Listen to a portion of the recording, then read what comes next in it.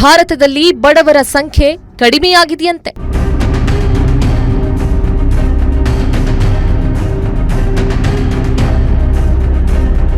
ಇದಪ್ಪ ವರ್ಸೆ ಅಂದ್ರೆ ಫ್ರೀ ಸಿಕ್ಕ್ರೆ ನನಗೂ ಇರ್ಲಿ ನನ್ನ ಮಗನಿಗೂ ಇರ್ಲಿ ಅನ್ನೋ ಜಾಯಮಾನ ನಮ್ಮ ಜನರದ್ದು. ಮೊನ್ನೆಯಷ್ಟೇ ಕೇಂದ್ರ ಸರ್ಕಾರದ ಚಿಂತಕರ ಚಾವಡಿ NCAER ಸಂಶೋಧನಾ ವರದಿಯೊಂದನ್ನು ಪ್ರಕಟಿಸಿತ್ತು. ಅದರ ಪ್ರಕಾರ ಭಾರತದಲ್ಲಿ 2022ರಿಂದ 24ನೇ ಸಾಲಿನಲ್ಲಿ ಕೋವಿಡ್ ಸಾಂಕ್ರಾಮಿಕವು ಒಡ್ಡಿದ್ದ ಸವಾಲಿನ ನಡುವೆಯೂ ಕೂಡ ಬಡತನ ಪ್ರಮಾಣ 8.5ಕ್ಕೆ ಇಳಿಕೆಯಾಗಿದೆ ಅಂತ ವರದಿಯಲ್ಲಿ ಹೇಳಲಾಗಿತ್ತು. ಅದೇ ವೇಳೆ 2011-12ರಲ್ಲಿ ಭಾರತದಲ್ಲಿ ಬಡತನ ಪ್ರಮಾಣ 21.2ರಷ್ಟಿತ್ತು ಅಂತ ಇದೇ NCAER ಸಂಶೋಧನಾ ವರದಿ ಹೇಳಿತ್ತು. ಆದರೆ ಈಗ ನೋಡಿದ್ರೆ ಕರ್ನಾಟಕದಲ್ಲಿ 80ರಷ್ಟು ಜನ BPL ಕಾರ್ಡ್ಗಳನ್ನ ಹೊಂದಿದ್ದಾರೆ ಅಂತ ಅಧಿಕಾರಿಗಳು ಹೇಳ್ತಿದ್ದಾರೆ. ಜುಲೈ 8ನೇ ತಾರೀಕು ಸಿಎಂ ಸಿದ್ದರಾಮಯ್ಯ ಹಾಗೂ DCM DK ಶಿವಕುಮಾರ್ ಅವರು ವಿವಿಧ ಇಲಾಖೆಗಳ ಪ್ರಗತಿ ಪರಿಶೀಲನೆ ಮಾಡುತ್ತಿದ್ದ ಸಂದರ್ಭದಲ್ಲಿ ಆಹಾರ ಮತ್ತು ನಾಗರಿಕ ಸರಬರಾಜು ಇಲಾಖೆಯ ಅಧಿಕಾರಿಗಳು ಕೊಟ್ಟ ಈ ಮಾಹಿತಿ ನೋಡಿ ಸಿಎಂ ಮತ್ತು DCM ಇಬ್ಬರು ಬಾಯಿ ಮೇಲೆ ಬೆರಳಿಟ್ಕೊಂಡು ಕೂತುಬಿಟ್ಟಿದ್ರು. 1.27 ಕೋಟಿ ಕುಟುಂಬಗಳ ಬಳಿ BPL ಕಾರ್ಡ್ ಇದೆ.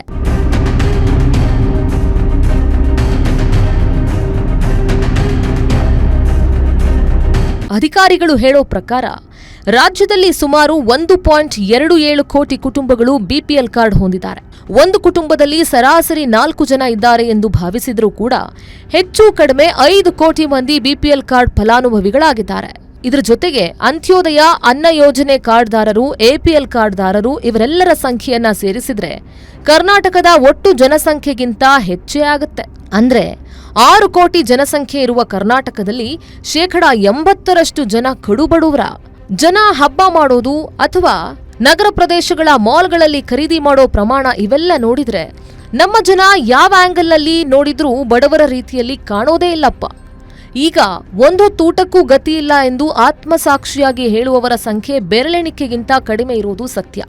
ಆದ್ರೂ ಜನ ಯಾಕೀಗೆ ಕಾಂಪಿಟೇಷನ್ಗೆ ಬಿದ್ದವರಂತೆ BPL ಕಾರ್ಡ್ ಮಾಡಿಸ್ಕೊಳ್ತಿದ್ದಾರೆ ಅಂದ್ರೆ ಅದಕ್ಕೆ ಪ್ರಮುಖವಾದ ಕಾರಣ ಅವರು ಕಡು ಬಡವರು ಅಂತಲ್ಲ. BPL ಕಾರ್ಡ್ದಾರರಿಗೆ ಸಿಗುತ್ತಲ್ಲ ಸರ್ಕಾರಿ ಸೌಲಭ್ಯಗಳು, ಸರ್ಕಾರಿ ಆಸ್ಪತ್ರೆಯಲ್ಲಿ ಉಚಿತ ಚಿಕಿತ್ಸೆ, ಉಚಿತ ಔಷಧಗಳು, ಕೇಂದ್ರ ಸರ್ಕಾರದಿಂದ ತಿಂಗಳಿಗೆ 5 ಕೆಜಿ ಅಕ್ಕಿ, ಜೊತೆಗೆ ರಾಜ್ಯ ಸರ್ಕಾರದಿಂದ 5 ಕೆಜಿಯ ಅಕ್ಕಿ. ಇದರ ಜೊತೆಗೆ BPL ಕಾರ್ಡ್ ತೋರಿಸಿ ಆದಾಯ ಪ್ರಮಾಣ ಪತ್ರವನ್ನ ಪ್ರೊಡ್ಯೂಸ್ ಮಾಡಿದ್ರೆ ಮಕ್ಕಳಿಗೆ ಶಾಲಾ ಕಾಲೇಜುಗಳಲ್ಲೂ ಶುಲ್ಕ ರಿಯಾಯಿತಿ, ಸರ್ಕಾರಿ ವಸತಿ ಶಾಲೆಗಳಲ್ಲಿ ಸೀಟು ಕೊಡುವಾಗ ಆದ್ಯತೆ, ಹಾಸ್ಟೆಲ್ ಕೂಡ ಫ್ರೀ. ಇದರ ಜೊತೆಗೆ ಈಗ ರಾಜ್ಯ ಸರ್ಕಾರ ಪ್ರಾರಂಭ ಮಾಡಿರುವ ಗೃಹಲಕ್ಷ್ಮಿ ಯೋಜನೆಯಡಿ ಕುಟುಂಬದ ಯಜಮಾನಿಗೆ ತಿಂಗಳಿಗೆ 2,000 ರೂಪಾಯಿ, ಹೀಗೆ ಸೌಲಭ್ಯಗಳ ದೊಡ್ಡ ಪಟ್ಟಿಯೇ ತೆರೆದುಕೊಳ್ಳುತ್ತೆ. ಹಾಗಾಗಿಯೇ ಜನ ಮುಗಿಬಿದ್ದು BPL ಕಾರ್ಡ್ ಮಾಡಿಸ್ಕೊಂಡಿದ್ದಾರೆ. ಖಟಾಖಟ್ 8,000ದ ಆಸೆಗೆ BPL ಕಾರ್ಡ್ ಮಾಡಿಸ್ಕೊಂಡ್ರು.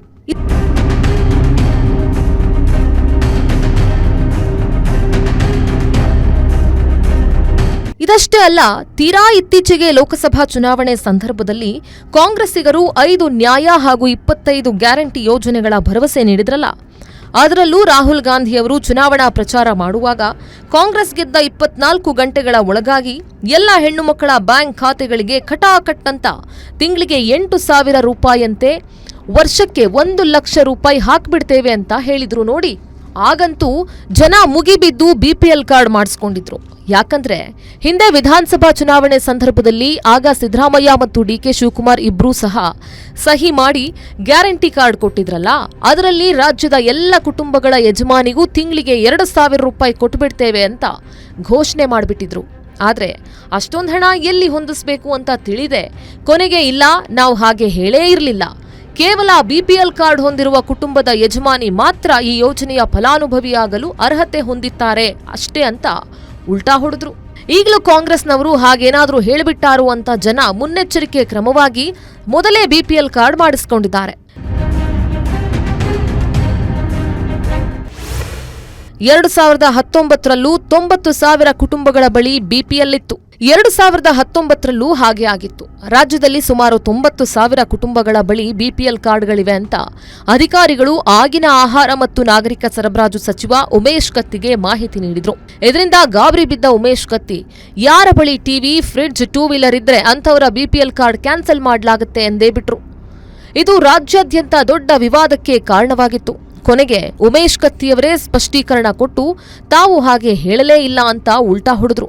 ಆದರೆ ವಾಸ್ತವದಲ್ಲಿ ಬಿಪಿಎಲ್ ಕಾರ್ಡ್ ಪಡೆಯೋದು ಅಷ್ಟು ಸುಲಭವೇನಲ್ಲ. ಅದಕ್ಕೆ ನೂರಾರು ಕಂಡೀಷನ್ಗಳಿವೆ. 2017ರ ರಾಜ್ಯ ಸರ್ಕಾರವೇ ಈ ಸಂಬಂಧ ಪರಿಷ್ಕೃತ ಮಾನದಂಡಗಳನ್ನು ರೂಪಿಸಿ ಜಾರಿಗೊಳಿಸಿದೆ.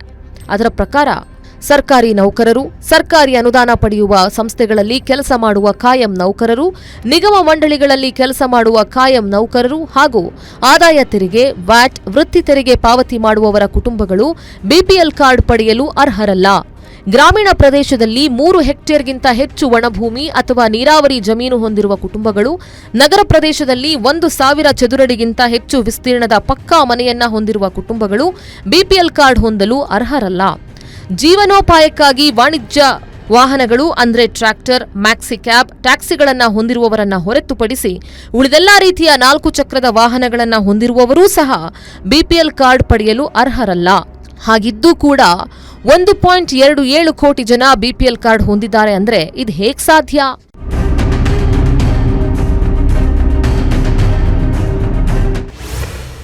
ದಿನಕ್ಕೆ 34 ರೂಪಾಯಿ ಕೂಡ ಸಂಪಾದಿಸಿದವರು ಬಿಪಿಎಲ್ ಗೊತ್ತಲ್ವಾ? ಬಿಲೋ ಪಾವರ್ಟಿ ಲೈನ್ ಅಂತ. ಅಂದ್ರೆ ಯಾರು ಬಡತನ ರೇಖೆಗಿಂತ ಕೆಳಗಿರ್ತಾರೋ, ಯಾರನ್ನು ಕಡು ಬಡೂರು ಅಂತ ಗುರುತಿಸಲಾಗುತ್ತೋ ಅವರು ಬಿಪಿಎಲ್ ಗ್ರೂಪ್ಗೆ ಸೇರಿದವರು.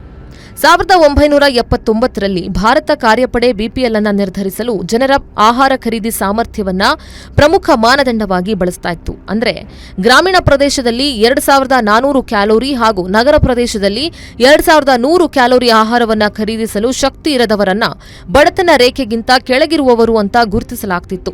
ಆದರೆ ಯಾರು ಎಷ್ಟು ಆಹಾರವನ್ನ ಖರೀದಿಸ್ತಾರೆ ಅಂತ ನಿರ್ಧರಿಸೋದು ಹೇಗೆ? ಇದು ಗೊಂದಲಕ್ಕೆ ಕಾರಣವಾಗಿತ್ತು.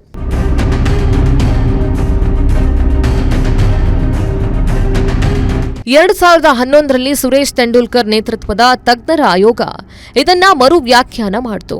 ಆಹಾರ, ಶಿಕ್ಷಣ, ಆರೋಗ್ಯ, ವಿದ್ಯುತ್, ಸಾರಿಗೆಗೆ ಮಾಡುವ ತಿಂಗಳ ವೆಚ್ಚವನ್ನ ಅವಲಂಬಿಸಿ ಬಡತನ ರೇಖೆ ನಿರ್ಧರಿಸಲಾಗುತ್ತೆ.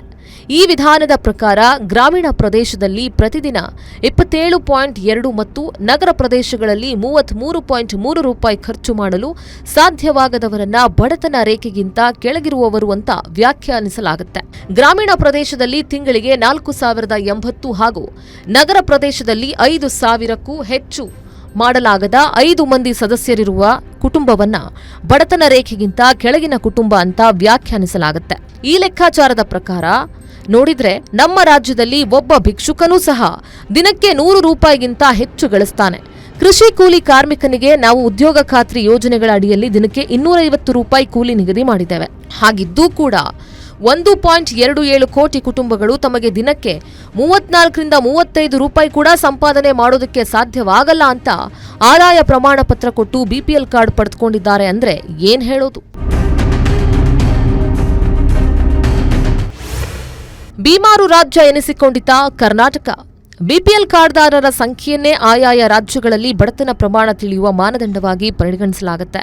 ಒಟ್ಟು ಜನಸಂಖ್ಯೆಯಲ್ಲಿ 5.67%ಕ್ಕಿಂತ ಹೆಚ್ಚು ಬಿಪಿಎಲ್ ಕಾರ್ಡ್ದಾರರಿದ್ದಾರೆ.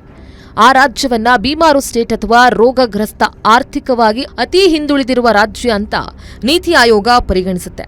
ಪ್ರಸಕ್ತ ನಮ್ಮ ನೆರೆಯ ರಾಜ್ಯ ತಮಿಳುನಾಡಿನಲ್ಲಿ ಬಿಪಿಎಲ್ ಕಾರ್ಡ್ದಾರರ ಪ್ರಮಾಣ 40%ರಷ್ಟಿದೆ. ಅದೇ ನಮ್ಮಲ್ಲಿ ಅವರಿಗಿಂತ ಡಬಲ್ ಅಂದ್ರೆ 80% ಬಿಪಿಎಲ್ ಕಾರ್ಡ್ದಾರರಿದ್ದಾರೆ. ಹಾಗಾದ್ರೆ ನೀತಿ ಆಯೋಗದ ಮಾನದಂಡದ ಪ್ರಕಾರ ಕರ್ನಾಟಕ ಮತ್ತು ತಮಿಳುನಾಡು ಎರಡೂ ಸಹ ಬೀಮಾರು ರಾಜ್ಯಗಳೇ ಆಯ್ತು ಅಂತಲ್ವಾ? ಇದನ್ನ ನೋಡ್ತಿದ್ರೆ ಎಲ್ಲೋ ಏನೋ ಎಡವಟ್ಟಾಗಿದೆ ಅನ್ನೋದಂತೂ ಸತ್ಯ. ಈಗ ಅನರ್ಹ ಬಿಪಿಎಲ್ ಕಾರ್ಡ್ದಾರರನ್ನ ಪತ್ತೆ ಹಚ್ಚಿ ಆ ಬಿಪಿಎಲ್ ಕಾರ್ಡ್ಗಳನ್ನ ಕೂಡಲೇ ರದ್ದು ಮಾಡುವಂತೆ ಸ್ವತಃ ಮುಖ್ಯಮಂತ್ರಿಗಳೇ ಅಧಿಕಾರಿಗಳಿಗೆ ಆದೇಶಿಸಿದ್ದಾರೆ.